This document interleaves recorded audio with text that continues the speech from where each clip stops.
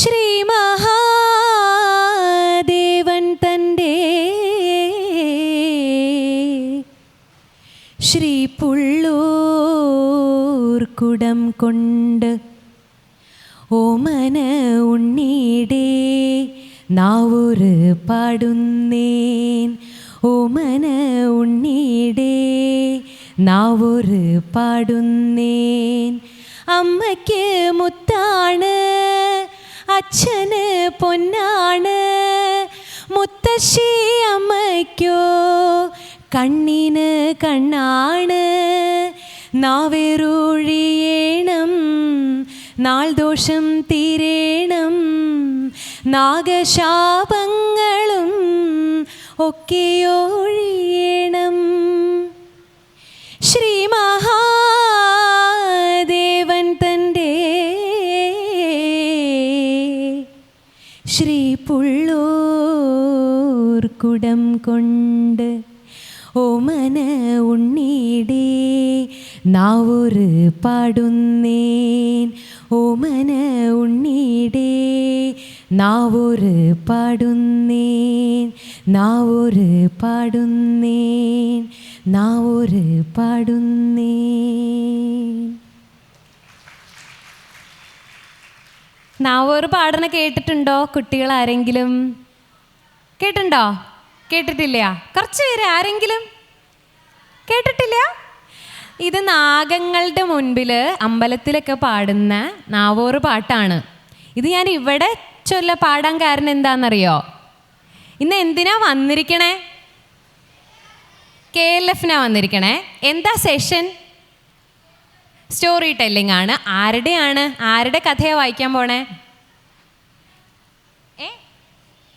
MT സാറിൻ്റെ അല്ലേ?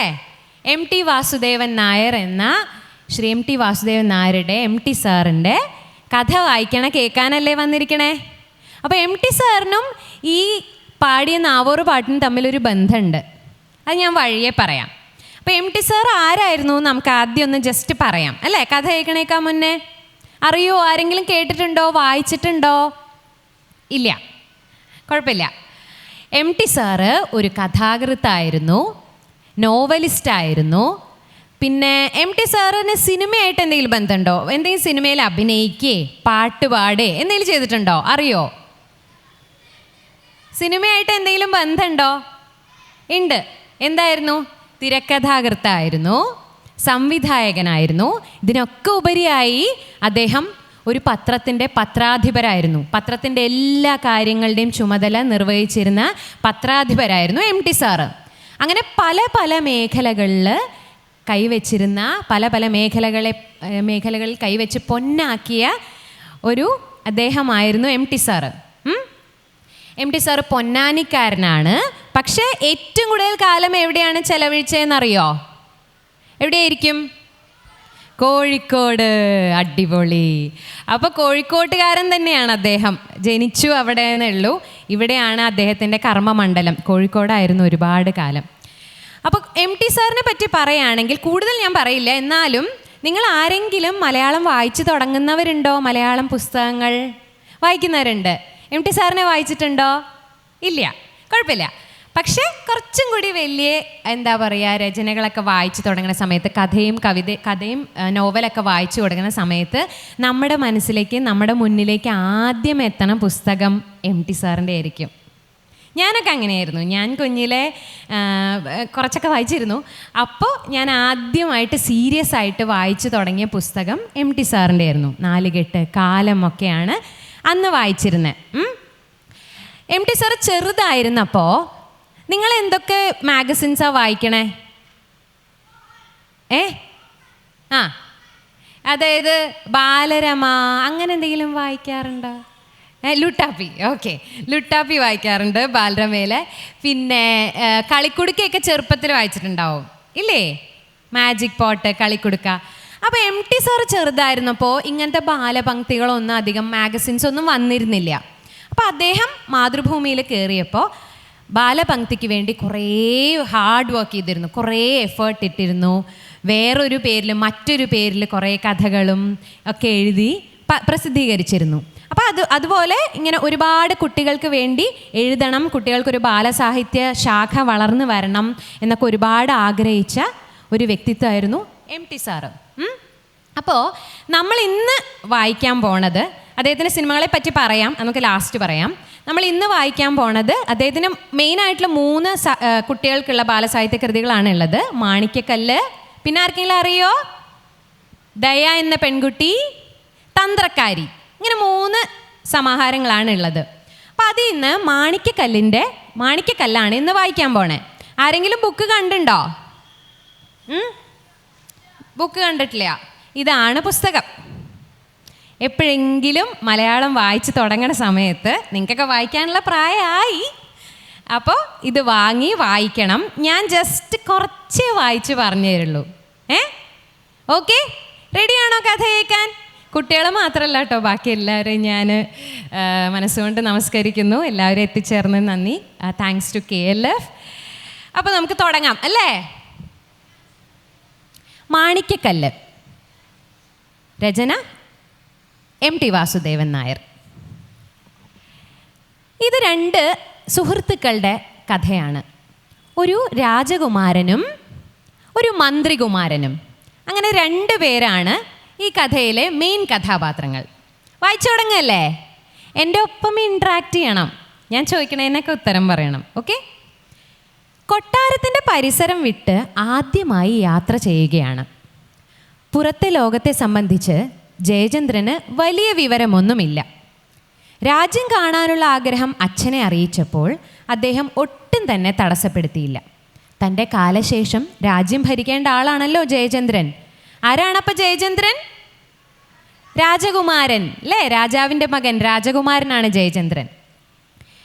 അപ്പോൾ രാജ്യത്തിൻ്റെ പല ഭാഗങ്ങൾ കാണേണ്ടത് ഒരാവശ്യം തന്നെയാണെന്ന് മഹാരാജാവിനും തോന്നി. അദ്ദേഹം മകനെ അനുഗ്രഹിച്ച് അയച്ചു. ഒരു പ്രഭാതത്തിലാണ് ജയചന്ദ്രൻ പുറപ്പെട്ടത്. നെറ്റിയിൽ കറുത്ത ചൂട്ടുള്ള തൻ്റെ പ്രിയപ്പെട്ട വെള്ളക്കുതിരയുടെ പുറത്ത് കയറിയാണ് യാത്ര. കൂട്ടിനും മന്ത്രികുമാരനുമുണ്ട്. ഞാൻ പറഞ്ഞില്ലേ, രാജകുമാരൻ്റെ ഫ്രണ്ട് ആരാണ്? മന്ത്രികുമാരൻ. മന്ത്രികുമാരൻ്റെ പേര് പതുക്കെ പറയാം. അപ്പോൾ രാജാവ് എന്തിൻ്റെ പുറത്ത് കയറിയിട്ട രാജകുമാരൻ പോണേ? കറുത്ത ചൂട്ടുള്ള വെള്ളക്കുതിര. അതിൽ കയറിയിട്ടാണ് പോവാൻ പോണേ.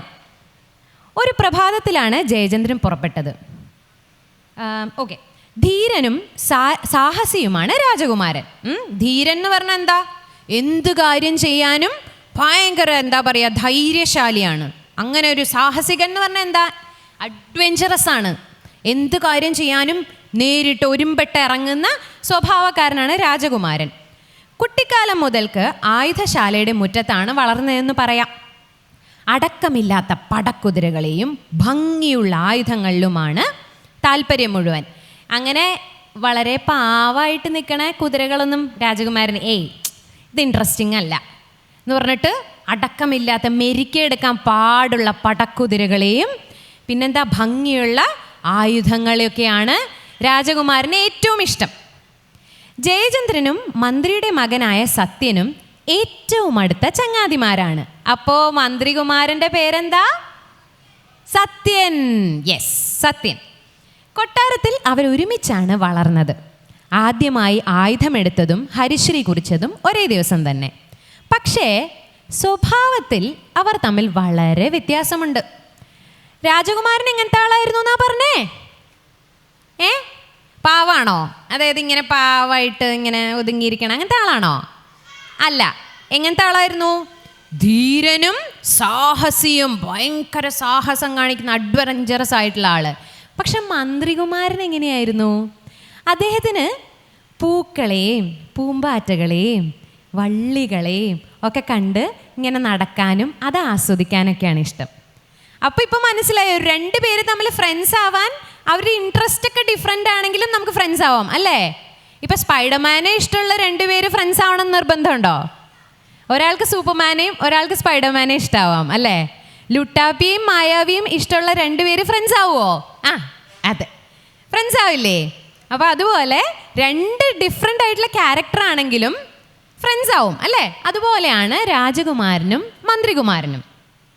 അപ്പോൾ അവർ 2 പേരും കൂടിയിട്ട് ഇങ്ങനെ യാത്ര പോയിക്കൊണ്ടിരിക്കുകയാണ്. യാത്ര രണ്ടുപേർക്കും ഇഷ്ടമായി. രണ്ടുപേരും കുതിരയുടെ പുറത്താണ് പോണേ. തൻ്റെ ധൈര്യവും കുതിരസവാരിയിലെ സാമർഥ്യവും കാണിക്കാൻ ഒരവസരം കിട്ടിയല്ലോ എന്നായിരുന്നു രാജകുമാരൻ്റെ ആലോചന. കാടും മലയും പുഴയും അരുവിയും മറ്റുമുള്ള ഭംഗിയേറിയ പ്രദേശങ്ങൾ കാണാമല്ലോ എന്നായിരുന്നു മന്ത്രികുമാരൻ്റെ സന്തോഷം. രണ്ട് ഡിഫറെൻറ്റ് ടേസ്റ്റാണ് കേട്ടോ, രണ്ട് ഇൻട്രസ്റ്റുകളാണ്. അങ്ങനെ വലിയ വലിയ കെട്ടിടങ്ങളും ഗ്രാമങ്ങളും അരുവികളും ഒക്കെ കടന്ന് അവർ യാത്ര തുടർന്നു. സന്ധ്യയ്ക്ക് അവരെവിടെ എത്തി? ഒരു കാടിൻ്റെ അതിർത്തിയിലെത്തി. കാട് കടന്നാൽ ജനവാസമുള്ള പ്രദേശമാണ്. ശില്പഭംഗിക്ക് പേര് കേട്ട വലിയ ക്ഷേത്രങ്ങളുള്ള ഒരു നഗരവുമുണ്ട് അവിടെ എന്ന് പറയാം. രാത്രി അവിടെ താവളമുറപ്പിക്കാമെന്നായിരുന്നു രാജകുമാരൻ്റെ അഭിപ്രായം. കാടിൻ്റെ അതിർത്തിയിലെ പുൽത്തകിടിയിൽ കുതിരകളെ മേയാൻ വിട്ട് ആകാശം നോക്കി കിടന്നുറങ്ങാമെന്ന് മന്ത്രികുമാരൻ അഭിപ്രായപ്പെട്ടു. മന്ത്രികുമാരന് കുറച്ചൊരു പേടി ഉണ്ടെന്ന് തോന്നണു അല്ലേ? കാടിൻ്റെ ഉള്ളിലേക്ക് കടന്ന് കാടൊക്കെ കടന്ന് അപ്പുറത്ത് എത്തിയിട്ട് നിന്നാൽ മതിയോ? രാത്രി ഉറങ്ങിയാൽ മതിയോ?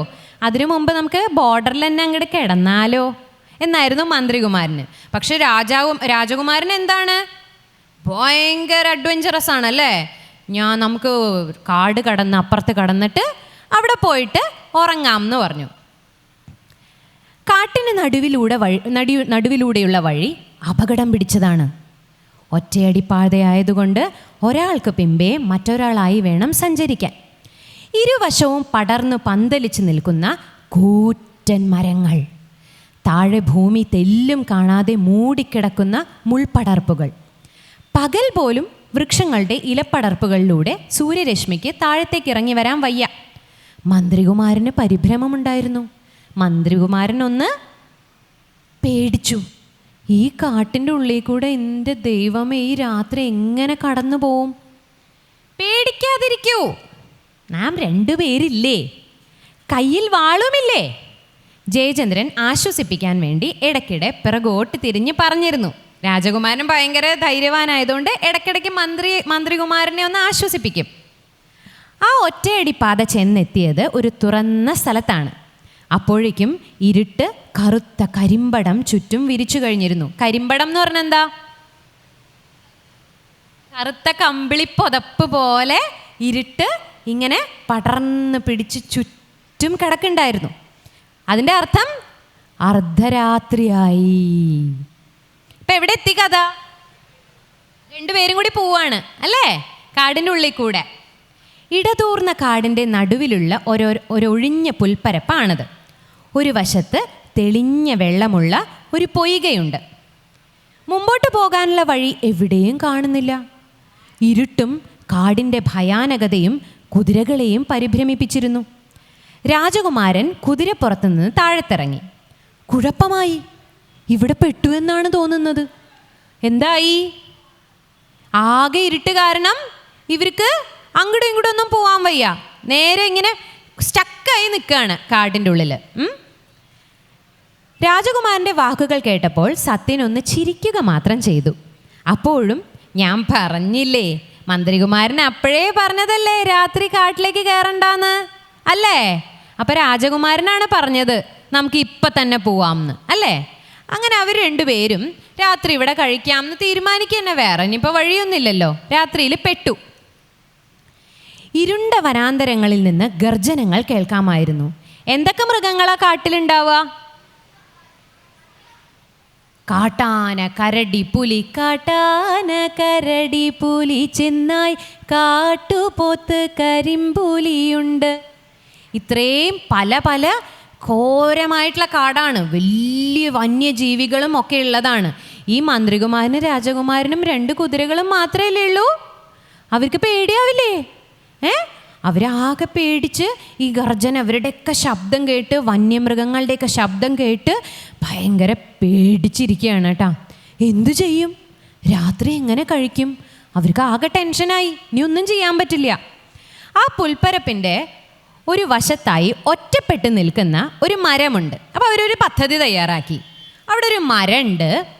ആ മരത്തിൻ്റെ താഴെ കുതിരകളെ കെട്ടിയിട്ടിട്ട് നമുക്ക് മുകളിൽ കയറിയിരിക്കാം എന്ന് തീരുമാനിച്ചു. മന്ത്രികുമാരൻ്റെ ഐഡിയ ആയിരുന്നു അത്. മന്ത്രികുമാരൻ നല്ല ബുദ്ധിയുണ്ട് കേട്ടോ അല്ലേ? പേടിച്ചിരിക്കാണ്ട് അവൻ എന്ത് പറഞ്ഞു? രാജകുമാരനോട് എന്താ പറഞ്ഞേ? ശ്രദ്ധിക്കണ്ടോ? രാജകുമാരനോട് എന്ത് പറഞ്ഞു മന്ത്രികുമാരൻ?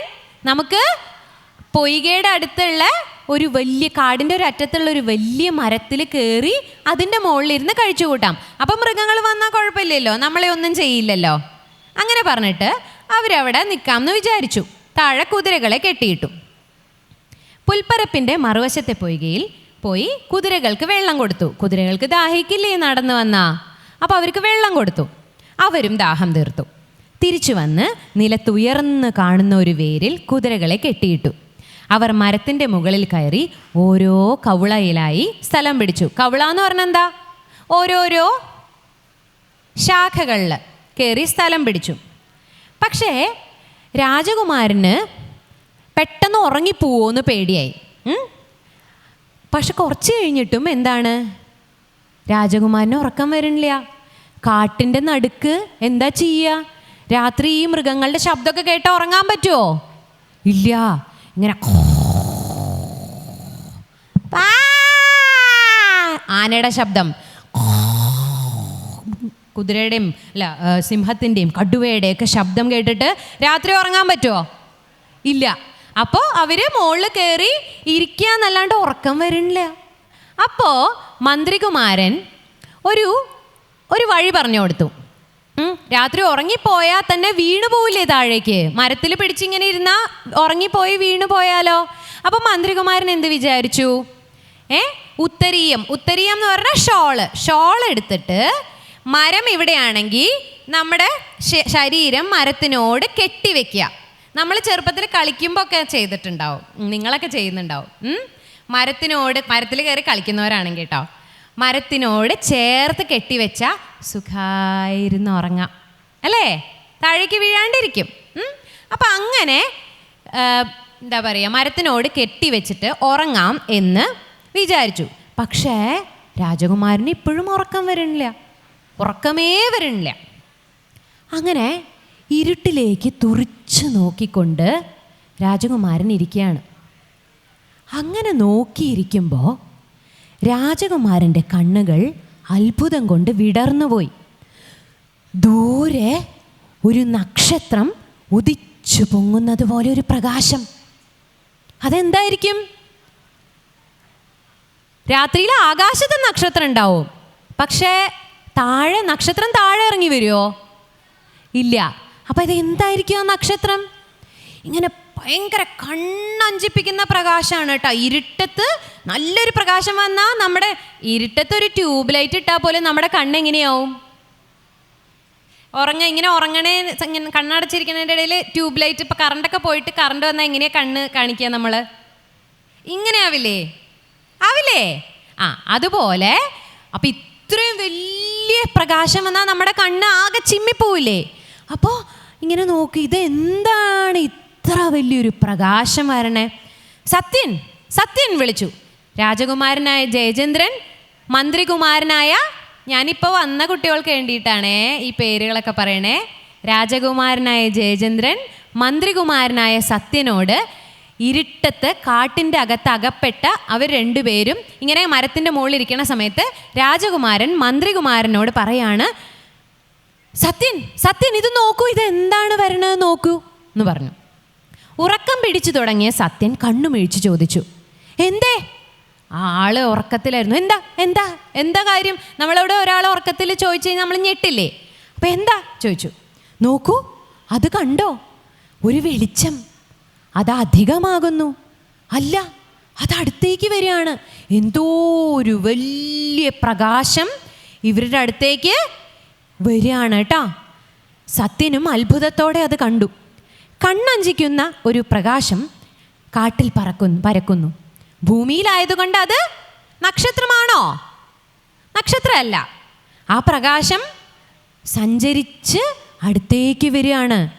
ആകെ ഇരുട്ടിൽ മുങ്ങിക്കിടന്നിരുന്ന കാട് ഇപ്പോൾ വെളിച്ചത്തിൽ കുളിക്കുകയാണ്. ഇലകളും ചില്ലകളും കൂടി വ്യക്തമായി കാണാം. കൂരിരുട്ടായിരുന്നു. അവിടേക്കാണ് വലിയൊരു പ്രകാശം വരണേ. ആ സമയത്ത് കാട്ടിലെ എല്ലാ മരങ്ങളും എല്ലാ ചില്ലകളും കാണാം. ആ പ്രകാശം അടുത്തെത്തുന്നതോടെ ചുഴലിക്കാറ്റിൻ്റെ ഇരമ്പം പോലെ ഒരു ശബ്ദവും വ്യക്തമായി കേൾക്കാൻ തുടങ്ങി. ചുഴലിക്കാറ്റ് എങ്ങനെയാ? കാറ്റെങ്ങനെയാ? ഭയങ്കര കാറ്റ് വീശ എങ്ങനെയാ?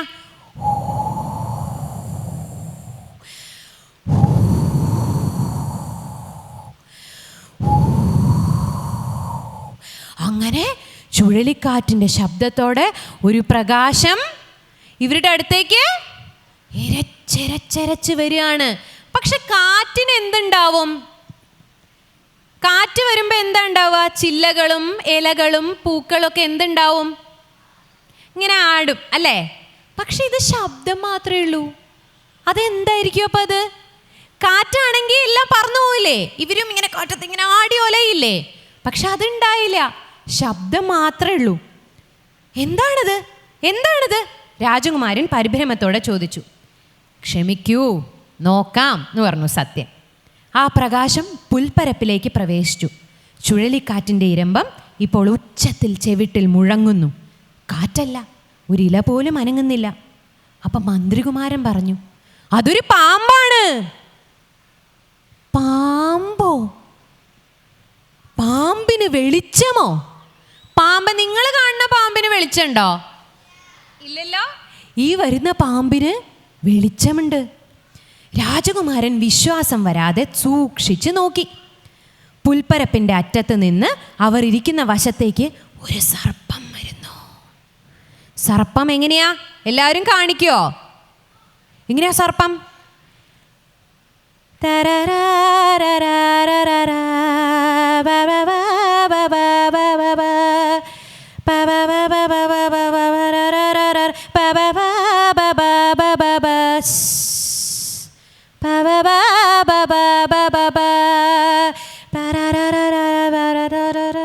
സർപ്പം ഇങ്ങനെ ആഞ്ഞ് പാഞ്ഞ് വരികയാണ്. പക്ഷെ സർപ്പത്തിന് എന്താ പ്രത്യേകത? എന്തുണ്ട് സർപ്പത്തിന്? വെളിച്ചമുണ്ട് അല്ലേ? പിന്നെ ആ സർപ്പം വെറും വെളിച്ചം കൊണ്ടല്ല വരുന്നത്. അതിന് അവരിയ്ക്കണ മരത്തിൻ്റെ ഒരു കൂറ്റൻ പേരാലിലാണ് അവരിയ്ക്കണേ. ആ പേരാലിനേക്കാൾ വണ്ണമുണ്ട്. അപ്പം എത്രയുണ്ടാവും? യെസ്, കാണിച്ചു തരൂ. എത്രയുണ്ടാവും? പേരാലിനെന്ന് പറഞ്ഞു കഴിഞ്ഞാൽ എത്രയുണ്ടാവും? ഷോമി എത്രയുണ്ടാവും? അതിനേക്കാ വണ്ണം എന്ന് പറഞ്ഞാൽ എത്രയുണ്ടാവും? ദിസ് ബിഗ് ആയിരിക്കും അല്ലേ? അപ്പോൾ അത്രയും വലിയ വീതിയുള്ള ഒരു സർപ്പാണ് വരണേ. പ്രകാശം കൊണ്ടാ വരണേ. അതിന് നീളമുണ്ടോ? ഇത്ര ഉണ്ടാവുള്ളൂ അല്ലേ? എത്ര ഉണ്ടാവും? അത്ര ഉണ്ടാവുള്ളൂ അല്ലേ? പക്ഷെ അല്ല, അതിന് ആ കാട് കടന്ന് പുൽപ്പരപ്പും കടന്ന് അതിങ്ങനെ കിടക്കാണ് നീളത്തിൽ. നമ്മളൊരു 8 അടി മൂർഖനെയൊക്കെ കണ്ടിട്ടുണ്ടാവും അല്ലേ, മ്യൂസിയത്തിലും സൂലൊക്കെ. പക്ഷെ ഇതൊന്നല്ല, ഇതൊരു 1.5 ഐറ്റം. വായ ഇങ്ങനെ പത്തി വിടർത്തി ഒരു പ്രകാശവും കൊണ്ട് വീതിയുള്ള നീളമുള്ള ഒരു പാമ്പ് വന്ന് ഇവരുടെ മരത്തിൻ്റെ ചോട്ടിലേക്കാണ് വരണത്. സത്യനും രാജകുമാരനും പേടിയായി തുടങ്ങി. ദൈവമേ, നമ്മുടെ കഥ കഴിഞ്ഞു. എന്താ പറഞ്ഞേ? നമ്മുടെ കഥ കഴിഞ്ഞത് തന്നെ. ഒരു പാമ്പ്, ചെറിയൊരു പാമ്പിനെ കണ്ടാൽ തന്നെ നമ്മുടെയൊക്കെ കാറ്റ് പോവും അല്ലേ? പാമ്പിനെ കണ്ടുണ്ടോ ആരെങ്കിലും? എന്താ അത് ചെയ്യുക? അത് വന്നാൽ നമ്മൾ എന്ത് ചെയ്യും? ഓടും അല്ലേ? അല്ലാണ്ട് വലിയ വീരസെന്ന് പറഞ്ഞിട്ട് അങ്ങനെ നിൽക്കുമെന്നില്ല. അപ്പം ഇത്രയും വലിയൊരു പാമ്പ് വന്നു കഴിഞ്ഞാൽ ഇവരെ തിന്നത് തന്നെ അവർക്ക് ഉറപ്പായി. എന്തായാലും തിന്നുമെന്ന് അവർക്ക് ഉറപ്പായി.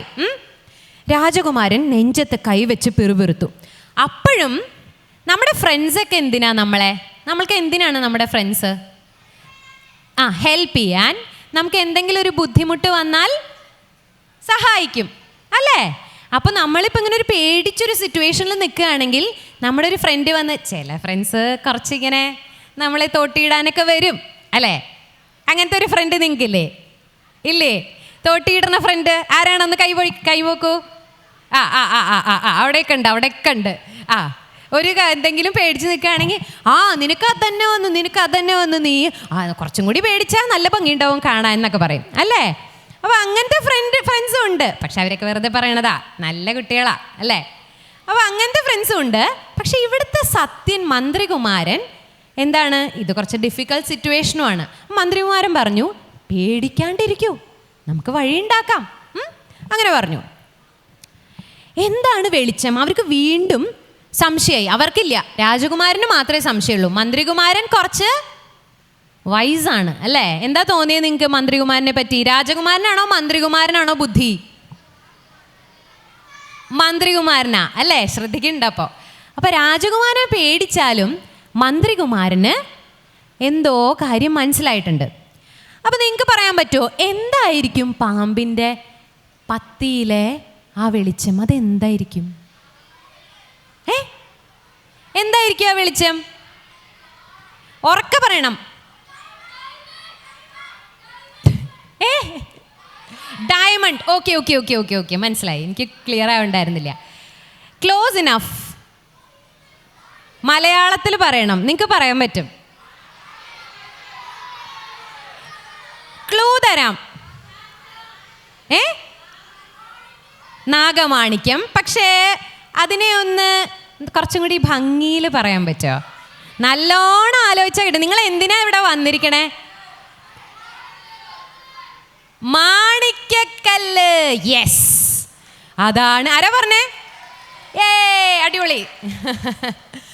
അപ്പോൾ അത് കേൾക്കാനല്ലേ നിങ്ങൾ വന്നിരിക്കണേ അല്ലേ?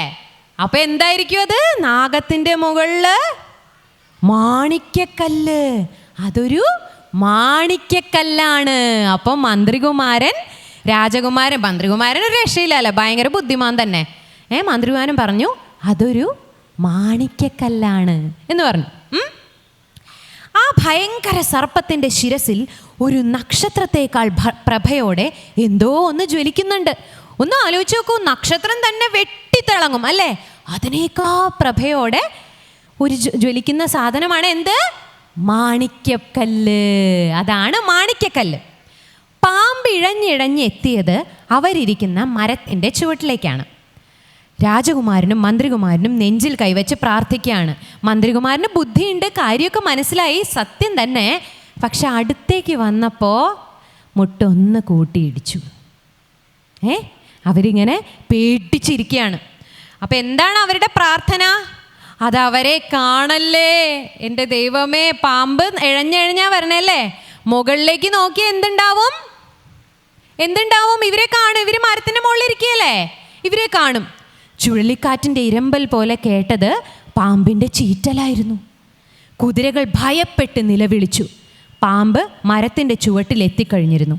അതിൻ്റെ വാൽ പുൽപ്പരപ്പിൻ്റെ പകുതിയിലാണ് കിടക്കുന്നത്. അത്രയും നീളവും വണ്ണവും ഉള്ള ഒരു വലിയ സർപ്പമാണത്.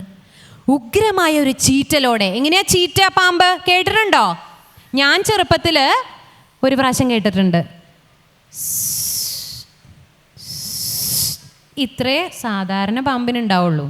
പക്ഷേ ഈ മാണിക്യക്കല്ല് തലയിലുള്ള ഈ വലിയ സർപ്പത്തിൻ്റെ ചീറ്റിൽ നിങ്ങൾ എല്ലാവരും കൂടി ഒരുമിച്ച് ചീറ്റിയാൽ ആ ശബ്ദം കേൾക്കാം. റെഡി? 3, 2, 1. ഒന്നുകൂടി. പെർഫെക്റ്റ്. ഇങ്ങനെ തന്നെയാണ് ഉണ്ടാവുക കേട്ടോ. അപ്പോൾ എന്താ പറയുക, വലിയ കാറ്റും കോളും ഒക്കെയുള്ള ഒരു സമയത്തെ കാറ്റിൻ്റെ അതേ ശബ്ദമായിരുന്നു ആ സർപ്പത്തിന്. ആ സർപ്പം എങ്ങോട്ട് വരികയാണ്? ഉഗ്രമായ ചീറ്റലോടെ വന്നിട്ട് പാമ്പ് എന്ത് ചെയ്തിട്ടുണ്ടാവും? വായ തുറന്നു, വാ പിളർന്നു. പറഞ്ഞാൽ എങ്ങനെയാ? ഒന്ന് കാണിക്കൂ. അങ്ങനെ വായ പിളർന്നു. രാജകുമാരൻ കണ്ണടച്ചിരുന്ന് ദൈവത്തോട് പ്രാർത്ഥിച്ചു, രക്ഷിക്കണേ, നമ്മളാകെ പെട്ടുപോയി അല്ലേ? ഇനി കഥ കേൾക്കണോ? ഇനി എന്ത് ചെയ്തിട്ടുണ്ടാവോ അവരെന്ന് അറിയണോ? പറയാം. കണ്ണു തുറന്നപ്പോൾ രാജകുമാരന് മനസ്സിലായി, താഴെ കെട്ടിയിട്ടിരുന്ന കുതിരകൾ രണ്ടും മറഞ്ഞിരിക്കുന്നു. എവിടെ പോയിട്ടുണ്ടാവും കുതിരകൾ? പാമ്പിൻ്റെ വായിൽ പോയി മോനെ. കറുത്ത ചൂട്ടുള്ള ഇവൻ്റെ ഫേവറേറ്റ് കുതിരയായിരുന്നില്ലേ?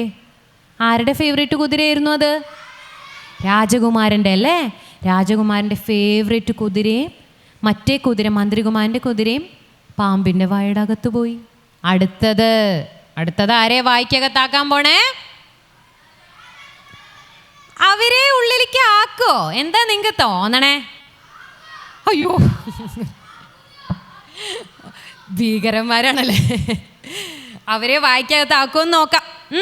അപ്പോൾ രാജകുമാരന് വലിയ സങ്കടമായി. എൻ്റെ കറുത്ത ചൂട്ടുള്ള കുതിരയെ കൊന്നു. നമ്മുടെ ഒരു കമ്പാനിയനെ നമുക്ക് നഷ്ടപ്പെട്ട, നമ്മളെ കൊണ്ടുപോകുന്ന ആളാണ് അല്ലേ കുതിരയെ നഷ്ടപ്പെട്ട സങ്കടാവില്ലേ? പക്ഷേ സങ്കടപ്പെട്ടിരിക്കുമ്പോൾ ആരാ നമ്മളെ സമാധാനിക്കാൻ വരാന്നാ പറഞ്ഞേ? ഫ്രണ്ട് അല്ലേ? അപ്പൊ ഫ്രണ്ട് പറഞ്ഞു, ഇപ്പൊ കുതിരയെ പോയുള്ളൂ, അടുത്തത് നമ്മുടെ ജീവൻ പോവും. ഇങ്ങനെ വെറുതെ സങ്കടപ്പെട്ടിരുന്ന് സമയം കളയല്ലേ, നമുക്ക് എന്തെങ്കിലും കാര്യങ്ങൾ ചെയ്യണം. അടുത്തത് നമ്മളെ തിന്നാൻ പോണേ എന്ന് പറഞ്ഞു. അങ്ങനെ താഴേക്ക് നോക്കിയപ്പോ പാമ്പിനെ കാണാനില്ല. പാമ്പ് എങ്ങോട്ട് പോയി? അതിനടുത്തുള്ള പൊയ്കയിൽ വെള്ളം കുടിക്കാൻ പോയി. രാത്രി മുഴുവൻ ഈ പെർഫോമൻസ് ആയിരുന്നല്ലോ, ഇങ്ങനെ. അത് കഴിഞ്ഞ് ക്ഷീണിതനായി പാമ്പ് കുതിരകളെയും തിന്ന്, പാമ്പ് ഇര വിഴുങ്ങിയ വെള്ളം കുടിക്കും. ഇര വിഴുങ്ങിയിട്ട് പൊയ്കയിൽ വെള്ളം കുടിക്കാൻ പോയി. നമുക്ക് രക്ഷപ്പെടണം, ഇറങ്ങി ഓടിയാലോ? അപ്പോൾ മന്ത്രികുമാരൻ പറഞ്ഞു, അങ്ങനെ എടുത്തു ചാടരുത്, അതുകൊണ്ട് അപകടമേ വരൂ. നോക്കൂ, ആ മാണിക്കക്കല്ല് കണ്ടോ? അതുള്ള നാട്ടിൽ ഐശ്വര്യമുണ്ട്. മാണിക്കക്കല്ല് അവിടെ വെച്ചിട്ടാണ് പാമ്പ് പോയിരിക്കണേ. മാണിക്കക്കല്ലുകൊണ്ട് പോയിട്ടില്ല. നേരം പുലർന്നത് കൊണ്ട് മാണിക്കക്കല്ല് സെപ്പറേറ്റ് അവിടെ കിടന്നാലും കുഴപ്പമില്ല അല്ലേ? മൊത്തം വെളിച്ചാണ്. സൂര്യൻ്റെ വെളിച്ചത്തിന് മുന്നിൽ മാണിക്കക്കല്ല് തിളങ്ങുമോ? മാണിക്കക്കല്ല് സൂര്യന് വന്നു കഴിഞ്ഞാൽ പിന്നെ മാണിക്കക്കല്ലൊന്നുമില്ല അല്ലേ? സൂര്യൻ തന്നെയാണ് രാജാവ്. അപ്പം മാണിക്കക്കല്ല് അവിടെ മരത്തിൻ്റെ ചോട്ടിൽ വെച്ചിട്ട് പാമ്പ് എവിടേക്ക് പോയി? ശ്രദ്ധ പോകുന്നുണ്ടോ? എവിടേക്ക് പോയി പാമ്പ്? വെള്ളം കുടിക്കാൻ പോയി. അപ്പോൾ അവര് താഴേക്ക് ഇറങ്ങി വരാൻ തീരുമാനിച്ചു. രാജകുമാരനൊരു ധൈര്യമൊക്കെ തോന്നി, ഞാൻ ഇറങ്ങി എടുത്തോണ്ട് വരാം. രാജകുമാരൻ ചെറിയൊരു പഴുത് കണ്ടാൽ താഴേക്ക് ഇറങ്ങും അല്ലേ? താഴേക്ക് ഇറങ്ങി ധൈര്യം കാണിക്കാൻ നോക്കും. ഞാൻ പോയി എടുത്തോണ്ട് വരാം എന്ന് പറഞ്ഞു. വിഡ്ഢിത്തം! ഇത്ര പ്രകാശമുള്ള വസ്തു ഒളിപ്പിച്ച് വെക്കാനുണ്ടോ കഴിയുന്നു? അങ്ങനെ ഒളിപ്പിച്ച് വെക്കാനൊന്നും പറ്റുന്ന സാധനമല്ലാതെ. മന്ത്രികുമാരൻ വേഗം തൻ്റെ ദേഹത്തിലെ കെട്ടഴിച്ച് താഴെ ഇറങ്ങി. മന്ത്രികുമാരൻ ഇറങ്ങി. കാട് മുഴുവൻ പ്രകാശം ചൊരിയുന്ന ആ കല്ല് ഇതാ കിടക്കണു. താഴെയുണ്ട് കല്ല്. അയാൾ കുതിരകളെ കെട്ടിയെടുത്ത് നിന്ന് ഒരു ഉരുള കുതിര ചാണകം വാരിയെടുത്ത് ആ രത്നത്തിൻ്റെ മീതെ ഇട്ടു. എന്താ ചെയ്തേ? കുതിര പോയി, പക്ഷെ എന്ത് ബാക്കി കിടക്കുന്നുണ്ട്? ആന അങ്ങനെ നടന്നു പോയാലും ആനയുടെ എന്ത് ബാക്കി ഉണ്ടാവും? നടന്നുപോയ വഴിയിലൊക്കെ ആനപ്പിണ്ടുണ്ടാവും അല്ലേ? അതുപോലെ കുതിര നിന്നോടത്ത് കുതിര ചാണകം ഉണ്ടായിരുന്നു. അതിൽ നിന്ന് ഒരു ഉരുള പതുക്കെ എടുത്ത് ആ മാണിക്കക്കല്ലിൻ്റെ മേലേക്ക് ഇട്ടു മന്ത്രികുമാരൻ. ഒറ്റ നിമിഷം കൊണ്ട് ഒരു മായാവിദ്യ എന്ന പോലെ കാട് ഇരുളിൽ മുങ്ങി. ദൂരെ നിന്ന് ചുഴലിക്കാറ്റിൻ്റെ ഇരമ്പം വീണ്ടും കേട്ടു. പാമ്പിന് മനസ്സിലായിരിക്കുന്നു. പ്രാണൻ കയ്യിൽ പിടിച്ചുകൊണ്ടാണ് മന്ത്രികുമാരൻ വീണ്ടും മരത്തിൽ കയറിയത്. തൻ്റെ കവളയിൽ വന്നിരുന്ന് ശരീരം വീണ്ടും കെട്ടിയുറപ്പിച്ച ശേഷം അയാൾ ആശ്വാസത്തോടെ നെടുവീർപ്പിട്ടു. എവിടെ പോയി ആ കല്ല്? രാജകുമാരൻ അമ്പരപ്പോടെ ചോദിച്ചു. ആരാ പോയിട്ട് കല്ലെടുത്തോണ്ട് വന്നതാരാ? മന്ത്രികുമാരനാണ് അല്ലേ? എടുത്തോണ്ട് വന്നു. ക്ഷമിക്കൂ, പറയാം. അപ്പോഴേക്കും ചുഴലിക്കാറ്റിൻ്റെ ഇരമ്പം താഴേക്ക് എത്തിക്കഴിഞ്ഞിരുന്നു. രണ്ടുപേരും മരത്തിൽ ശ്വാസമടക്കി പിടിച്ചിരുന്നു. താഴെ നിന്ന് കനമുള്ള എന്തോ വസ്തു നിലത്ത് തുടർച്ചയായി വീഴുന്ന ശബ്ദം. മാണിക്കക്കല്ല് എടുത്ത് മുകളിലേക്ക് കൊണ്ടുപോയി അല്ലേ? എന്നിട്ട് അവിടെ നിന്ന് എന്തോ ഒരു ശബ്ദം കേൾക്കുന്നുണ്ട്. എന്താണ് അവിടെ നടക്കുന്നതെന്ന് കാണുന്നില്ല. ഒരു മല്ലയുദ്ധത്തിൻ്റെ ഒച്ചപ്പാട്. എന്തൊക്കെയോ ഒച്ചപ്പാടും ബഹളവും ഒക്കെ കേൾക്കാനുണ്ട്. നിമിഷങ്ങൾ ഇഴഞ്ഞു നീങ്ങി. ക്രമത്തിൽ ഒച്ചപ്പാടുകൾ നിലച്ചു. കാട് വീണ്ടും നിശബ്ദതയിലാണ്ടു. മനസ്സും ശരീരവും ആകെ തളർന്നു പോയിരുന്ന രാജകുമാരൻ പതുക്കെ മയങ്ങി. സോറി, ഇപ്പം രാത്രി തന്നെയാണ്. ഞാൻ പറഞ്ഞ ചെറിയ മിസ്റ്റേക്ക് പറ്റി. ഇപ്പം രാത്രി തന്നെയാണ്, ഉറങ്ങിക്കൊണ്ടിരിക്കുകയാണ്. പ്രഭാതത്തിൽ കാട്ടുപക്ഷികൾ ചിലയ്ക്കുന്നത് കേട്ടതുകൊണ്ടാണ് ഉണർന്നത്. സത്യനും ഉണർന്നു കഴിഞ്ഞിരുന്നു. പകൽ വെളിച്ചം പരന്നിട്ടുണ്ട്. കാട്ടിൽ ഒരു വൃക്ഷത്തിൻ്റെ മുകളിലാണ് ഇരിക്കുന്നതെന്ന കാര്യം ഓർമ്മ വരാൻ ഒരു നിമിഷം വേണ്ടി വന്നു. രാത്രിയിലെ സംഭവങ്ങൾ പെട്ടെന്നാണ് ജയചന്ദ്രൻ്റെ മനസ്സിൽ തെളിഞ്ഞത്. താഴെ നോക്കിയപ്പോൾ തലേന്ന് രാത്രി 2 കുതിരകളെയും വിഴുങ്ങിയ ആ ഭയങ്കര സർപ്പം നെടുനീളത്തിൽ കിടക്കുന്നു. എന്താണ്? സർപ്പത്തിന് എന്ത് സംഭവിച്ചു? സർപ്പം അനങ്ങുന്നില്ല. സർപ്പം അങ്ങനെ നെടുനീളത്തിൽ കിടക്കുകയാണ്. നമുക്ക് താഴെ ഇറങ്ങാം, മന്ത്രികുമാരൻ പറഞ്ഞു, സത്യൻ പറഞ്ഞു. രാജകുമാരൻ വിലക്കി. വേണ്ട വേണ്ട, അത് പോട്ടെ, എന്നിട്ട് മതി. രാജകുമാരന് ഇപ്പോഴും ഒരു ചെറിയ പേടിയുണ്ട് അല്ലേ? മന്ത്രികുമാരൻ ഇറങ്ങി നോക്കാൻ പുറപ്പെട്ടു. എന്നിട്ട് മന്ത്രികുമാരൻ ഇറങ്ങിയിട്ട് എന്താ ചെയ്തത്? പാമ്പ് ചത്തു എന്ന് ഉറപ്പ് വരുത്താൻ വേണ്ടി പാമ്പിൻ്റെ തലയിൽ വന്ന് ഒരൊറ്റ ചവിട്ട് കൊടുത്തു. അപ്പോഴാണ് രാജകുമാരന് പാമ്പ് ചത്തൂന്ന് ഉറപ്പ് വന്നത്. അങ്ങനെ അവർ രണ്ടുപേരും കൂടി മാണിക്യക്കല്ല് സ്വന്തമാക്കി. ഇനി ഞാൻ ബുക്കില്ലാണ്ട് പറയാം, കുറച്ചും കൂടിയേ പറയുള്ളൂ. മുഴുവൻ പറഞ്ഞാൽ നിങ്ങൾ പിന്നെ ആ ബുക്ക് വാങ്ങിക്കില്ല. അങ്ങനെ രണ്ടുപേരും കൂടി എന്ത് ചെയ്തു? ആ രണ്ടുപേരും മാണിക്യക്കല്ലെടുത്ത്, നാഗം അവിടെ കിടക്കുകയാണ്, ഇങ്ങനെ വായ തുറന്ന് നാഗം അങ്ങനെ കിടക്കുകയാണ്. രണ്ടുപേരും കൂടി മാണിക്യക്കല്ലെടുത്ത് അടുത്തുള്ള എന്തുണ്ടെന്നാ പറഞ്ഞേ? അവർ നിൽക്കണേൻ്റെ തൊട്ടടുത്ത് എന്തോ ഒരു സാധനം ഒഴുകുന്നുണ്ടല്ലോ. എന്താണ്? ഒരു പൊയ്ക അല്ലേ? ആ പൊയ്കയിലേക്ക് നടന്നു. അപ്പം മാണിക്യക്കല്ലിൽ എന്തിട്ടിട്ടാണ് മൂടി വെച്ചേ? ആർക്കെങ്കിലും ഓർമ്മയുണ്ടോ? ചാണകം. യെസ്. അപ്പം ചാണകമൊക്കെ മാറ്റിയപ്പോൾ ഇപ്പോഴും കുറച്ച് മാണിക്യക്കല്ലിൽ കുറച്ച് ബാക്കി നിൽക്കുന്നുണ്ട് ചാണകം. ആ ചാണകം കളയാൻ വേണ്ടി ഈ മാണിക്യക്കല്ല് ഇവർ പൊയ്കയിൽ മുക്കി. ഇതാണ് പൊയ്ക. ഇങ്ങനെ മുക്കിയപ്പോൾ എന്താണ്ടായേ? പൊയ്ക രണ്ടായി പിളർന്നു പൊയ്ക. അപ്പോൾ നോക്കിയപ്പോൾ ഇവർ ആകെ അത്ഭുതപ്പെട്ടു. ഇതെന്താണ്? എന്തൊരു മായാജാലാണ്! പൊയ്ക ഇങ്ങനെ രണ്ടായി പിളർക്ക്. എന്നിട്ട് അവർ രണ്ടുപേരും കൂടി നോക്കിയപ്പോൾ ഇങ്ങനെ കൽപ്പടവുകളാ. നമ്മൾ സിനിമയിലൊക്കെ കണ്ടാവില്ലേ? നിങ്ങൾ ശരിക്കുമുള്ള കുളമൊക്കെ കണ്ടിട്ടുണ്ടോ? ശരിക്കുമുള്ള കുളത്തിൽ ആരെങ്കിലും കുളിച്ചിട്ടുണ്ടോ? ഇല്ല. ആരെങ്കിലും ഒരാൾ പിന്നെ ഈ ഭാഗത്ത് ആരെങ്കിലും കുളത്തിൽ കുളിച്ചിട്ടുണ്ടോ? എങ്ങനെയുണ്ടാവുക? കൽപ്പടവുകൾ ഉണ്ടാവും അല്ലേ കുളത്തിലേക്ക് ഇറങ്ങാൻ. അതുപോലെ പക്ഷെ ഇത് പൊയ്ക രണ്ടായി പിളർന്നിട്ടൊരു വലിയ കവാടാണ് ഉണ്ടായിരിക്കണേ. അവിടെ കുറേ കൽപ്പടവുകൾ. അവർ രണ്ടുപേരും സംശയിച്ചൊന്ന് അങ്ങോട്ടും ഇങ്ങോട്ടും നോക്കിയിട്ട്, നമ്മുടെ ഉള്ളിലൊക്കെ ഇങ്ങനെ ഒരു ആങ്സൈറ്റി, ഒരു ക്യൂരിയോസിറ്റി ഉണ്ടാവില്ലേ? നമ്മുടെ ഈ ഒരു ഭൂമി തുറന്നു വിചാരിക്കുക, ഇത് രണ്ടായിട്ട് ഇവിടേക്ക് ഇങ്ങനെ പടവ് ഇങ്ങനെ ഉണ്ടെങ്കിൽ നമുക്ക് അതിൻ്റെ ഉള്ളിലേക്ക് പോയി നോക്കാൻ ഒരു ചെറിയ ക്യൂരിയോസിറ്റി ഉണ്ടാവില്ലേ? അപ്പോൾ അത് വെള്ളത്തിൻ്റെ ഉള്ളിലാണെങ്കിലോ എന്തായിരിക്കും ആ വെള്ളത്തിൻ്റെ ഉള്ളിലെന്ന് അറിയാൻ അവരിറങ്ങി. പടവുകൾ ഇറങ്ങിപ്പോയപ്പോൾ വലിയൊരു മുറ്റം, പിന്നൊരു വലിയ മണിമാളിക. എന്താ ഉണ്ടായിരുന്നേ? വെള്ളമാണ് രണ്ട് സൈഡിലും. പടവുകൾ ഇറങ്ങിപ്പോയപ്പോൾ ഒരു മാളിക. ഇനി എക്സൈറ്റിംഗ് ആണേ. മാളികയിൽ ചെന്നു. അവർ 1-ാം നിലയിൽ കയറി, 2-ാം നിലയിൽ കയറി, 3-ാം നിലയിലെത്തിയപ്പോൾ അവിടെ 3 മുറികളുണ്ടായിരുന്നു. മുറികൾ എന്ന് പറഞ്ഞാൽ എന്താ? റൂംസ്. യെസ്. അപ്പോൾ 3 മുറികളുണ്ടായിരുന്നു. 3 മുറികളിൽ ആദ്യത്തെ തുറന്നു നോക്കി. എന്തായിരിക്കും? Any wild guesses? പാമ്പല്ല, പ്രേതം. പിന്നെ കുറച്ച് റിയലിസ്റ്റിക് ആയിട്ടുള്ള ഒരു കോട്ട, ഒരു പഴയ കോട്ടയിൽ ഒരു റൂം തുറന്നാൽ എന്താ ഉണ്ടാവുക? സ്കെലറ്റൻസ്, തലയോട്ടികളും വാരിയെല്ലുകളും അസ്ഥികളും ഒക്കെ കൂട്ടിയിട്ടിരിക്കുകയാണ്. അപ്പോൾ രണ്ടുപേർക്ക് നല്ല പേടിയായി. ഒരു സ്ഥലത്ത് പോയി റൂം തുറന്ന് അസ്ഥികളൊക്കെ കണ്ട ബോൺസ് ആണ് പറയണത് കേട്ടോ, സ്കെൽറ്റനൊക്കെ ബോൺസൊക്കെ കണ്ട നമ്മുടെ കിളി പോവല്ലേ? ഇല്ല അല്ലേ? നിങ്ങൾ ഭയങ്കര ബ്രേവാണല്ലേ? Okay, set. അപ്പോൾ എനിക്കൊക്കെ കൂട്ടാ. അപ്പോൾ ഫസ്റ്റ് റൂം തുറന്നപ്പോൾ അങ്ങനെ അടുത്ത റൂമിൽ പോയി. അടുത്ത റൂം തുറന്നപ്പോൾ അതിനകത്ത് എന്താണ്? ഒരു ഗദ, ഭയങ്കര ഒരു വലിയൊരു ഗദ. ആരാ പിന്നെ ഗദ കണ്ടിട്ടുണ്ടോ? നമ്മുടെ സ്റ്റോറീസിലൊക്കെ ഹനുമാൻ്റെ ഗദ കണ്ടിട്ടുണ്ടാവും അല്ലേ? അപ്പോൾ അങ്ങനെ ഒരു ഗദ. 3-ാമത്തെ റൂം തുറന്നപ്പോഴാണ് അവിടെ ഒരാൾ കിടന്ന് ഉറങ്ങണു. അതാരായിരിക്കും? നമ്മുടെ ഈ കഥകളിൽ, വലിയ ഫാൻറ്റസികളിലൊക്കെ, സ്റ്റോറീസിലൊക്കെ ഒരു കിടന്നുറങ്ങുന്ന ഒരാൾ, അതാരായിരിക്കും? ഒരു ക്യൂട്ടായിട്ടുള്ള ഒരാളാ.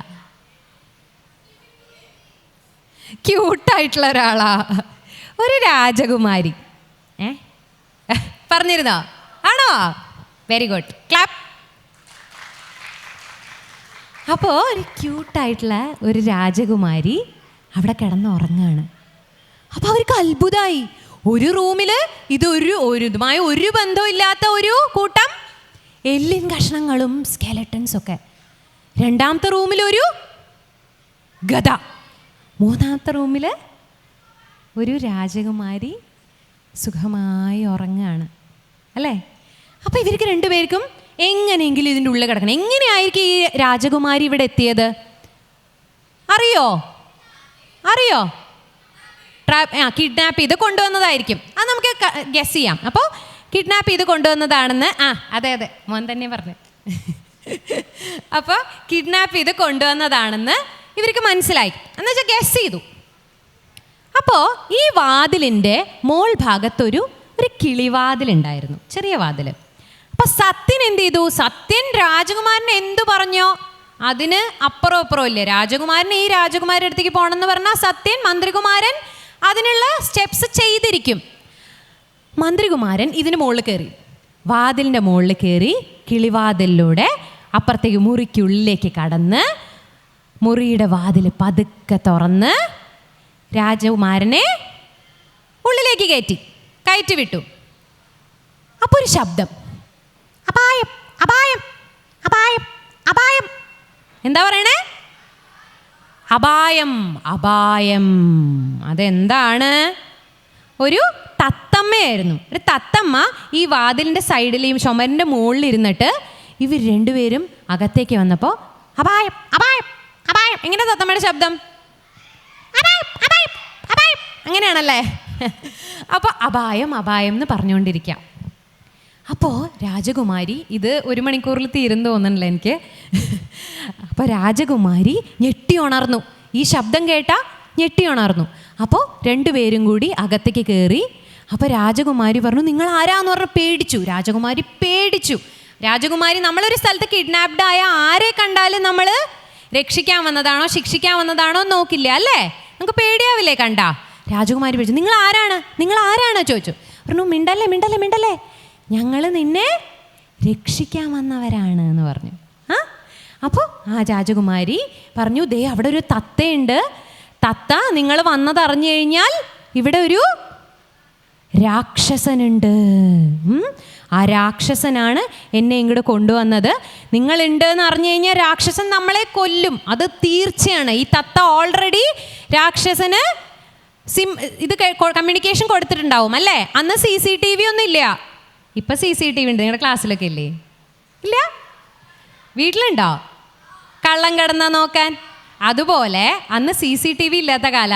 അപ്പോൾ അവരെന്തിനാ വെച്ചിട്ടുണ്ടായിരുന്നേ? രാക്ഷസൻ ഒരു തത്തമ്മയെ വെച്ചിട്ടുണ്ടായിരുന്നു. അപ്പോൾ അതാണ് പറയണേ, ആ തത്തമ്മ രാക്ഷസനെ വിവരം അറിയിക്കും, നിങ്ങൾ ഇവിടെ നിൽക്കണ ഒട്ടും സേഫ് അല്ല എന്ന് പറഞ്ഞു.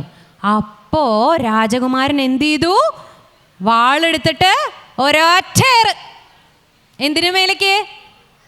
തത്തമ്മയുടെ മേലേക്ക്. തത്തമ്മ ചത്തു. അതോടെ തത്തമ്മയുടെ ആ കാര്യം സേഫായി. അങ്ങനെ രാജകുമാരിയോട് ഇവർ ചോദിച്ചു, എന്താണ് കഥ എന്നൊക്കെ ചോദിച്ചപ്പോൾ പറഞ്ഞു, രാജകുമാരി ഒരു ദിവസം രാജകൊട്ടാരത്തിൽ നിന്ന് പിടിച്ചുകൊണ്ട് വന്നതാണ്, അങ്ങനെ ഇവിടെ ട്രാപ്പ് ചെയ്തതാണെന്ന് മനസ്സിലായി.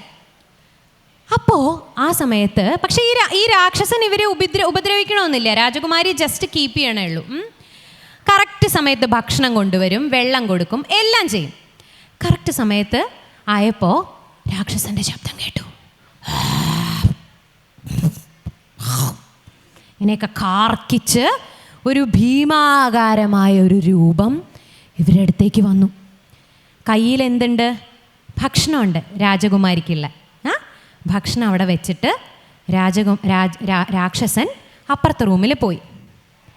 ഇനി വരുമ്പോൾ രാക്ഷസനെ എന്ത് ചെയ്യണം? മന്ത്രികുമാരനും രാജകുമാരനും കൂടി എന്ത് ചെയ്യണം? കൊല്ലണം അല്ലേ? കൊല്ലാൻ പറ്റുമോ രാജകുമാരന്? അതിനു വേണ്ടി മന്ത്രികുമാരൻ ഒരു പ്ലാൻ ഉണ്ടാക്കാൻ പോവാണ്.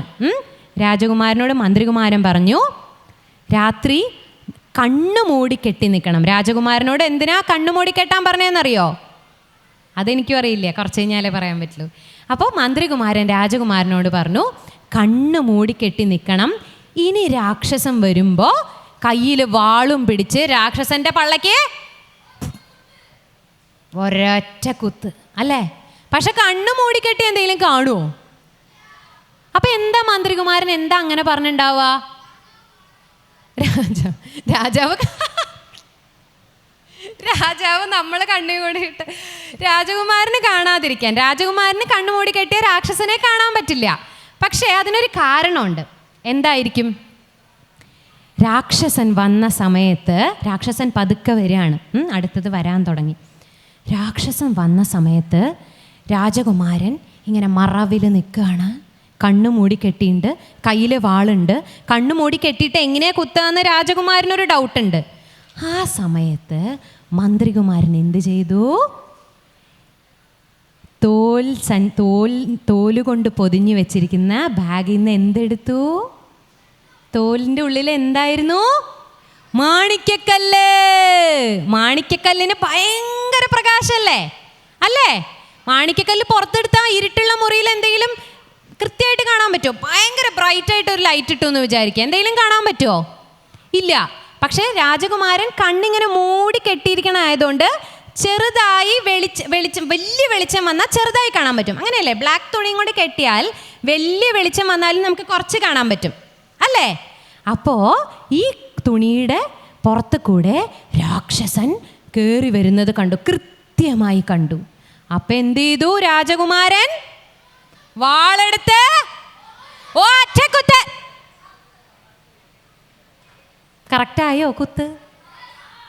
ഓൺ പോയിന്റ് ആണോ? ഓൺ പോയിന്റ് ആയിരുന്നു. രാക്ഷസന്റെ വാരിയെല്ലുകൾക്കിടയിലൂടെ ഹൃദയം വരെ തുളഞ്ഞ വാള് പൊള്ളയ്ക്ക കയറ്റി. പൊള്ളയ്ക്ക് കയറ്റി വാള്. രാക്ഷസൻ നിലംപതിച്ചു, അല്ലേ? ഇത് ഞാൻ കട്ട് ഷോട്ട് ചെയ്ത് പറയുകയാണ് കേട്ടോ. ഇനി എന്താ ഉണ്ടാവുക? അറിയണോ? ഇനി ബുക്ക് വായിക്കണം. ബുക്ക് വാങ്ങുക, വായിക്കുമോ? MT സാറിൻ്റെ DC ബുക്സ് പ്രസിദ്ധീകരിച്ച മാമ്പഴം എഡിഷനിലെ മാമ്പഴത്തിലെ മാണിക്യക്കല്ല് എന്ന് പറഞ്ഞ പുസ്തകം വാങ്ങി വായിച്ചാൽ മുഴുവൻ കഥ അറിയാം. ഇതിനിടയിൽ കുറേ സംഭവങ്ങളുണ്ട്. രാക്ഷസനുമായിട്ടുള്ള എന്താ പറയുക, ഇവർ തമ്മിലുള്ള ഇൻട്രാക്ഷനും എല്ലാം ഉണ്ട്. ഇനി ഇത് കഴിഞ്ഞ് കുറേ കാര്യങ്ങളുണ്ട്. രാജകുമാരിയും കൊണ്ട് അവരെ പോവോ, രാജകൊട്ടാരത്തിലെത്തുമോ, അങ്ങനെ കുറേ കാര്യങ്ങൾ മനസ്സിലേക്ക് വരുന്നുണ്ടോ? ഈ രാജകുമാരിയും കൊണ്ട് അവരെന്ത് ചെയ്തിട്ടുണ്ടാവും? കൊട്ടാരത്തിലേക്ക് പോയിട്ടുണ്ടാവോ? അത്ര എളുപ്പത്തിൽ പോകാൻ പറ്റുമോ?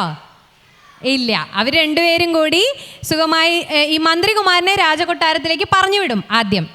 എന്നിട്ട് രാജകുമാരനും കൂടി കുറച്ചു കാലം ഡേറ്റ് ചെയ്ത് നടക്കാം എന്ന് വിചാരിച്ചിട്ട് അതിൻ്റെ ഉള്ളിൽ തന്നെ ഇരുന്നു. പക്ഷേ മാണിക്യക്കല്ല് ഉണ്ടെങ്കിൽ മാത്രമേ ഇതിൻ്റെ അടുത്തുനിന്ന് പുറത്തേക്ക് കിടക്കാൻ പറ്റുള്ളൂ. ഇവരിപ്പോൾ എവിടെയാണ് നിൽക്കണേ? വെള്ളത്തിൻ്റെ ഉള്ളിലല്ലേ. പുറത്തേക്ക് കിടക്കണമെങ്കിൽ മാണിക്യക്കല്ല് വേണം. രാജകുമാരി ഈ മാണിക്യക്കല്ല് കൊണ്ട് കളഞ്ഞു. പിന്നെ പുറത്തേക്ക് കിടക്കാൻ പറ്റുമോ? ഇല്ല. പിന്നെ അവരെന്ത് ചെയ്തിട്ടുണ്ടാവും എന്നറിയണമെങ്കിൽ പുസ്തകം വായിക്കണം. അവർ സുഖമായി ജീവിച്ചോ, അതോ വീണ്ടും ആ വെള്ളത്തിൻ്റെ ഉള്ളിൽ തന്നെ ഇരുന്ന് വിശന്ന് വെള്ളം കുടിച്ച് മരിച്ചു കാണോ? ഏയ് ഇല്ല, അവർ മരിച്ചിട്ടില്ല. നോക്കാം, നമുക്ക് എന്തായാലും പുസ്തകം വായിക്കുമ്പോൾ നോക്കാം. അപ്പോൾ എത്ര പേര് പുസ്തകം വാങ്ങിക്കും? ഇല്ലെങ്കിൽ ലൈബ്രറിയിൽ പോയി എടുത്താൽ മതി, ലൈബ്രറിയിൽ ഉണ്ടാവും. വായിക്കുന്നവരുണ്ടോ? യെസ്. അപ്പോൾ വായിക്കുന്നവർ, ഇത് മാത്രമല്ല ഒരുപാട് കാര്യങ്ങൾ വായിക്കാനുണ്ട്. ഇതും ഒരു തുടക്കം മാത്രമാവട്ടെ നിങ്ങളുടെ. അപ്പോൾ നമുക്കൊരു പ്രതിജ്ഞ ചൊല്ലാം. അത് MT സാറ് നമുക്ക് പറഞ്ഞു തന്ന പ്രതിജ്ഞയാണ്. MT സാറ് കുട്ടികൾക്ക് ഭാഷാപ്രതിജ്ഞ എന്നുള്ള അദ്ദേഹം പറഞ്ഞു തന്നെ. അദ്ദേഹം പറഞ്ഞ കുറച്ച് വാചകങ്ങൾ നമ്മൾ ഭാഷാപ്രതിജ്ഞയായിട്ടാണ് കൊണ്ട് നടക്കുന്നത്. പ്രതിജ്ഞ എന്ന് പറഞ്ഞാൽ എന്താണ്? പ്ലഡ്ജ് ചെയ്യുക, അല്ലേ? നമുക്ക് പറയാം. എന്തിനെ പറ്റിയുള്ളതാ? All Indians are my brothers and sisters നമ്മൾ എന്നും പറയുന്നതല്ലേ? അതല്ല. നമ്മുടെ ഭാഷ എന്താണ്? മലയാളമാണ് അല്ലേ?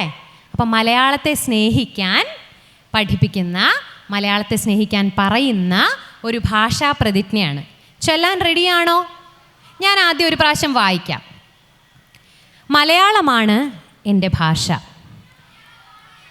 പറയാൻ തുടങ്ങിയോ? മലയാളമാണ് എൻ്റെ ഭാഷ.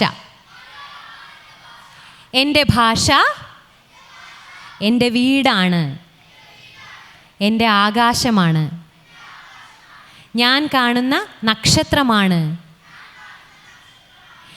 എന്നെ തഴുകുന്ന കാറ്റാണ്, എൻ്റെ ദാഹം ശമിപ്പിക്കുന്ന കുളിർ വെള്ളമാണ്, എൻ്റെ അമ്മയുടെ തലോടലും ശാസനയുമാണ്. തലോടലും ശാസനയുമാണ്. ഏത് നാട്ടിലെത്തിയാലും ഞാൻ സ്വപ്നം കാണുന്നത് എൻ്റെ ഭാഷയിലാണ്. ഏത് നാട്ടിലെത്തിയാലും ഞാൻ സ്വപ്നം കാണുന്നത് എൻ്റെ ഭാഷയിലാണ്. എൻ്റെ ഭാഷ ഞാൻ തന്നെയാണ്. നമ്മളുടെ ഭാഷ എന്ന് പറഞ്ഞാൽ ആരാണ്? നമ്മൾ തന്നെയാണ്. നമ്മൾ മലയാളത്തെ ഒരിക്കലും മറക്കരുത്. വായിക്കാൻ എല്ലാവർക്കും വായിക്കാൻ അറിയോ? മലയാളം അറിയാം അല്ലേ? Very proud. അപ്പം മലയാളം എൻ്റെ ഭാഷയാണ്. മലയാള ഭാഷ എൻ്റെ ഭാഷയാണ്, ഞാനാണ്. എൻ്റെ അമ്മ എൻ്റെ സ്വന്തം അമ്മ ശാസിച്ചാലും തലോടിയാലും അതെല്ലാം നമുക്ക് എന്തിനു വേണ്ടിയിട്ടാണ്? നല്ലതിന് വേണ്ടിയാ അല്ലേ? അപ്പം എൻ്റെ അമ്മയെ പോലെ, നമ്മുടെ അമ്മമാരെ പോലെ നമ്മൾ സ്നേഹിക്കേണ്ട, നമ്മൾ ബഹുമാനിക്കേണ്ടതാണ് നമ്മുടെ ഭാഷ മലയാളം. ഓക്കെ? അപ്പം മലയാളം വായിക്കൂ, പുസ്തകങ്ങൾ വായിക്കൂ, ന്യൂസ് പേപ്പർ വായിക്കൂ. വായിച്ച് തുടങ്ങാത്തവർ ചെറിയ ചെറിയ പുസ്തകങ്ങൾ വായിച്ച് തുടങ്ങുക. ബാലരമ വായിക്കുകയാണെങ്കിലും അതൊരു വായനാശീലമാണ് അല്ലേ? അത് കഴിഞ്ഞ് ചെറിയ നോവലുകളും ചെറുകഥകളും. നിൻ്റെ ഓർമ്മയ്ക്ക് എന്ന് പറഞ്ഞ് MT സാറിൻ്റെ ഒരു കഥയുണ്ട്, നിൻ്റെ ഓർമ്മയ്ക്ക്. അത് പറയാൻ നിന്നപ്പോൾ ഞാൻ ഫുൾ പറയേണ്ടി വരും. പറയും, അത്രയ്ക്കും നല്ല രസമുള്ള കഥയാണ്. അപ്പോൾ നിൻ്റെ ഓർമ്മയ്ക്ക് വായിക്കുക, MT സാറിനെ വായിക്കുക, മറ്റ് കഥാകൃത്തുകളെയും നോവലിസ്റ്റുകളെയും വായിക്കുക. അപ്പോൾ മലയാളത്തെ മറക്കരുത്. എൻ്റെ ഭാഷ എന്ന് പറഞ്ഞാൽ ആരാണ്? ഞാൻ തന്നെയാണ്. എൻ്റെ ഭാഷ ഞാൻ തന്നെയാണ്. ഓക്കെ? അപ്പം ഇനി ഒരു പാട്ട് പാടണ്ടേ?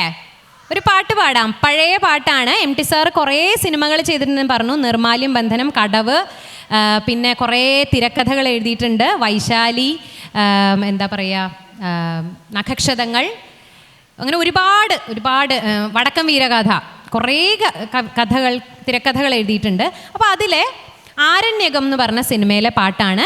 ഇത് എൻ്റെ കൂടെ പാടണം. പാടുക മീൻസ് പാടിയില്ലെങ്കിലും അറിയുന്നവർക്ക് വലിയവർക്ക് പാടാം. കുട്ടികൾക്ക് സിമ്പിളാണ്, ക്ലാപ്പ് ചെയ്താൽ മതി. റെഡിയാണോ? ഞാൻ റിതം പറഞ്ഞുതരാം. ടിക് ടിക് 1 2 അത്രേ ഉള്ളൂ. റെഡിയാണോ?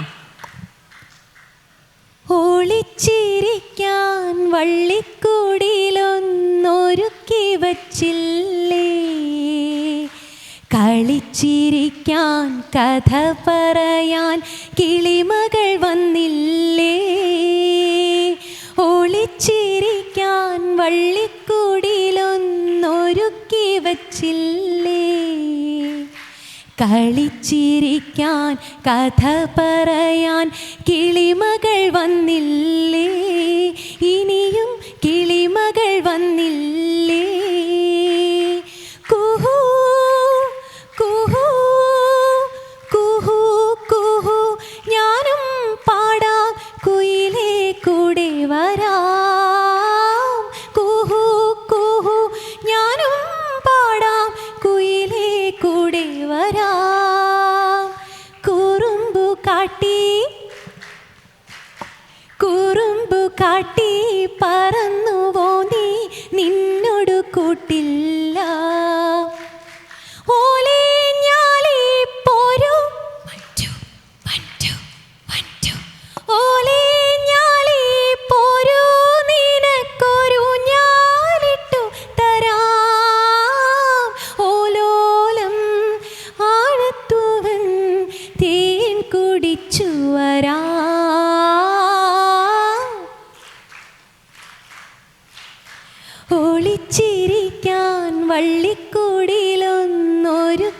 വച്ചില്ലേ, കളിച്ചിരിക്കാൻ കഥ പറയാൻ കിളിമകൾ വന്നില്ലേ, ഇനിയും കിളിമകൾ വന്നില്ലേ.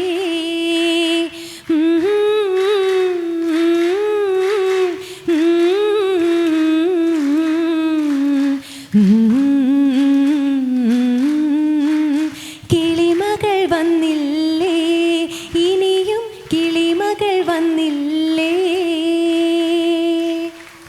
Thank you, thank you, thank you KLF, thank you DC Books for this wonderful session. എനിക്ക് നല്ല ടെൻഷൻ ഉണ്ടായിരുന്നു, പക്ഷെ കുട്ടികൾ വളരെ ആക്റ്റീവായിരുന്നു. ഒപ്പം അതിനേക്കാൾ എക്സൈറ്റഡ് ആയിട്ടാണ് അവരുടെ വലിയൊരു അഡൾട്ട്സ് ഇരുന്നിരുന്നത്. അപ്പോൾ thank you so much for having me on the stage. നമുക്ക് ഇനിയും എവിടെയെങ്കിലും വെച്ച് കാണാം അല്ലേ. Bye, thank you. നന്ദി ശ്രീമതി ഇന്ദുലേഖ വാര്യർ, മനോഹരമായ കഥാവതരണത്തിനും പാട്ടുകൾക്കും. Thank you very much.